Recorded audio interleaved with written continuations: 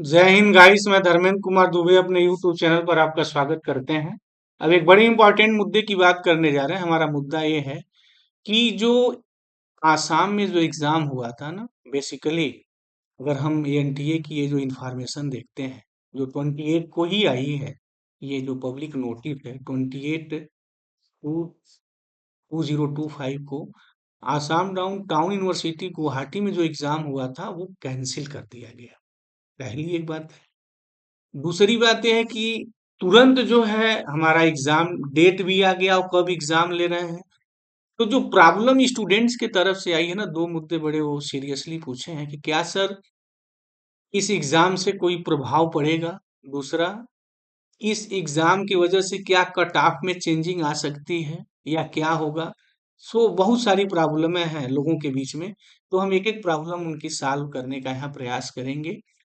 तो अभी तक आपने मेरे चैनल को सब्सक्राइब नहीं किया है तो प्लीज को सब्सक्राइब करिए, उस वीडियो लेक्चर को ज्यादा से ज्यादा शेयर करिए। अब क्यों उनको एग्जाम वहां पे कैंसिल करना पड़ा? ये दो एग्जाम कैंसिल किए हैं, एक अर्थ साइंस का और एक मैथमेटिकल साइंस का। और यहाँ बेसिकली अब बात मैथमेटिकल साइंस की करने जा रहे हैं। तो यहाँ जो मैथमेटिकल साइंस के लिए होगा वही जस्ट सेम अर्थ साइंस के लिए होगा। कुछ टेक्निकल ग्लिच की वजह से जो शिफ्ट वन में ओनली एग्जाम इन दो सब्जेक्टों का हुआ था, वहां वो कैंसिल कर दिए। ठीक। और उसके बाद अब क्या हुआ है? अब ये सूचना तुरंत आ गई है, नोटिस उनकी, कि एग्जाम जो डेट है उनका वो 2 को रखें इन शिफ्ट फर्स्ट में, अर्थ साइंस और मैथमेटिकल साइंस का। ठीक है, कोई बात नहीं। टेक्निकल इशू आया हो सकता है, भाई बड़े एग्जाम है, कहीं कहीं टेक्निकल इशू आ सकता है। ये कोई बहुत बड़ा मुद्दा नहीं है, राइट। ये चीज संभव है कि किसी भी टेक्नोलॉजी में कोई चीज जो है ना वो डिस्टर्ब हो जाए, सही से स्मूथ रन न करे। ये कहीं भी टेक्नोलॉजी के साथ हो सकता है। ओके। अब रही बातें कि जो अन्य बच्चे हमारे एग्जाम दे चुके हैं, पेपर कैसा हुआ है सब लोगों ने देखा है, ऑलरेडी एनालिसिस की है। कटाव भी बहुत लोगों ने बता दिया है, यहाँ से इस रेंज के बीच में होगा। जनरली लोग बताते रहते हैं, उम्मीद की जाती है कि इसके बीच कट ऑफ होगा, तो जनरली कट ऑफ ऐसा ही आता है। लेकिन अब ये जो एग्जाम मेरे रेसिड्यूल जो हुए हैं जिनका एग्जाम होगा, अब ये डिपेंड करेगा इसके पेपर पे। अगर कहीं इसका पेपर इस बार से टफ आ गया तो कट ऑफ को कैसे बनाएंगे। अगर पेपर जैसा आया था ठीक वैसा रहा या उससे इजी आ गया तो क्या होगा। तो कट ऑफ पे, ये देखिए सबसे बड़ी बात है कि जब कोई एग्जाम एक साथ होता है तो उसका कट ऑफ बनाना इजी होता है। हमारा मैक्सिमम मार्क क्या है, हमारे पास संसाधन कितने हैं, हम कितने पैसे जेआरएफ के लिए दे सकते हैं, या कितने नेट निकालेंगे या कितने पीएचडी निकालेंगे, एक क्लियर कट आइडिया हो जाती है। लेकिन वही जब एग्जाम दो बार उसको रिशेड्यूल करना पड़ जाए तो कट ऑफ निकालना किसी के लिए चैलेंज होता है।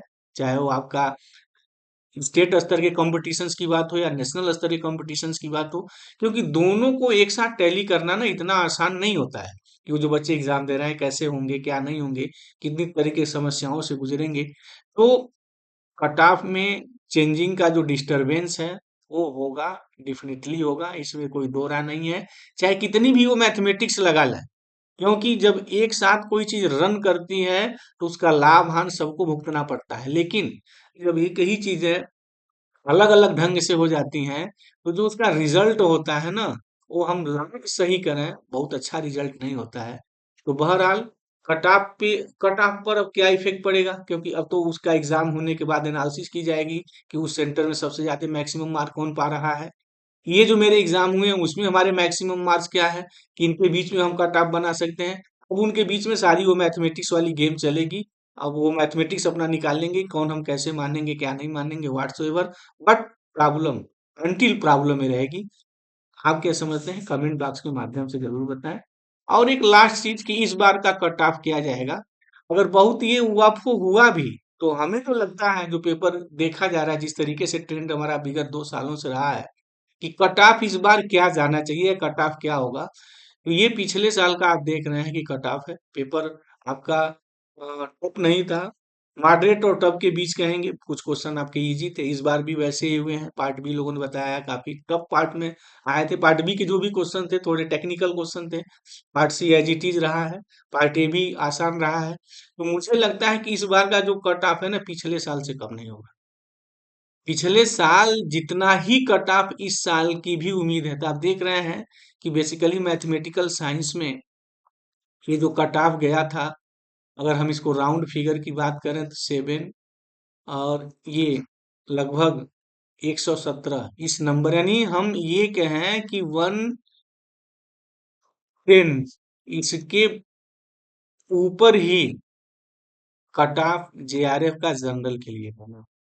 मतलब इससे नीचे आने की जो संभावना है ना वो कम है। और ईडब्ल्यूएस का, यहाँ जो आप 100 देख रहे हैं, तो यहाँ भी आप बेंच मार्क मान के चलिए, वो 100 जेआरएफ के लिए भी रहेगा। ओबीसी के लिए जो हमारा नियर अबाउट 99 रहा है 100 के बीच में, यही कट ऑफ रहना है। एससी के लिए ये जो बाउंड्री दिख रही है, ये बाउंड्री हमेशा से लगभग ऐसे ही रही है। पीडब्ल्यूडी के लिए तो हमेशा बाउंड्री यही रही है। तो जो जेआरएफ का हमारा कट ऑफ है, जो पिछले साल जो कट ऑफ जो आया था, उसके नियर अबाउट प्लस माइनस आप 1 नंबर इधर उधर करेंगे, इससे ज्यादा बहुत ज्यादा वेरिएशन नहीं आएगी। अब आसाम में एग्जाम होने के बाद वहां पे मैक्सिमम मार्क बच्चे कैसे पाते हैं, ये बड़ा जो इम्पोर्टेंट रोल प्ले करेगा, जो हमारा इसके पहले एग्जाम हुआ है।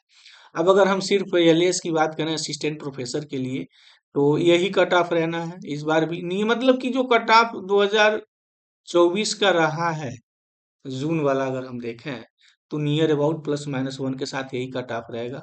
और पीएचडी के लिए तो बेंचमार्क ही स्थापित कर दिए हैं कि जो कई जैसे की जो गाइडलाइन है इतने परसेंट से इससे ऊपर है तो वो लोग पीएचडी के लिए हैं। तो इस बार का जो कट ऑफ होगा, जो पिछले साल का कट ऑफ रहा है, नियर अबाउट उसी के आसपास रहेगा। कोई बहुत ज्यादा वो ड्रामेस्टिक चेंजिंग या ब्लास्टिक चेंजिंग ऐसा है नहीं आएगी।